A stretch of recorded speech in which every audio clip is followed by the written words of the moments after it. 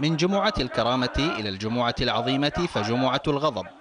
تتوالى أيام الجمع على السوريين ولا يكاد يجمع بينها ربما إلا هذا المشهد وتلك الصيحات.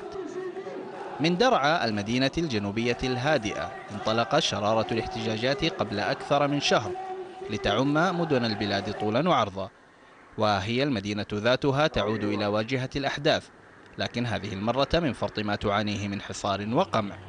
يقول ناشطون سوريون إن السلطات السورية تمعن في معاقبة درعا، فبعد أن دخلتها بالدبابات قطعت عنها المياه والكهرباء.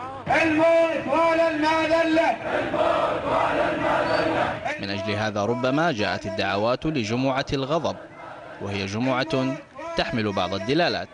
يدخل الإخوان المسلمون علنا على خط الأحداث بالدعوة للخروج في المظاهرات، كما أنها جمعة تلي استقالات داخل حزب البعث قدمها نحو 200 عضو، إضافة إلى ما تردد عن استياء داخل الجيش من طريقة التعامل مع المتظاهرين، والقول هنا لرويترز نقلا عن مصادر دبلوماسية. إلى هنا والأمر يبدو تصاعديا لكن ضمن حدود السيطرة. التلفزيون السوري يواصل عرض صور لتشييع جثامين عناصر أمنية.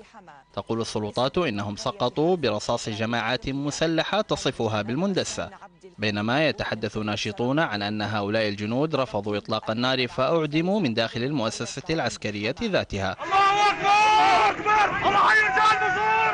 الله أكبر! الله حي الرجال! وهذه صور بثها موقع شبكة الشام على الإنترنت تظهر جنودا يسيرون جنبا إلى جنب مع المتظاهرين في درعا، يرى فيها كثيرون دلالات إيجابية لصالح المتظاهرين. درعا التي وقع النصيب الأكبر من الضحايا فيها، والذين فاق عددهم 500 شخص وفق منظمات حقوقية، تستدعي على ما يبدو تاريخها الذي يحكي أنها تقوم على أنقاض مدينة بائدة، وهو ما يجعل الخشية تزداد من المصير الذي ينتظرها اليوم.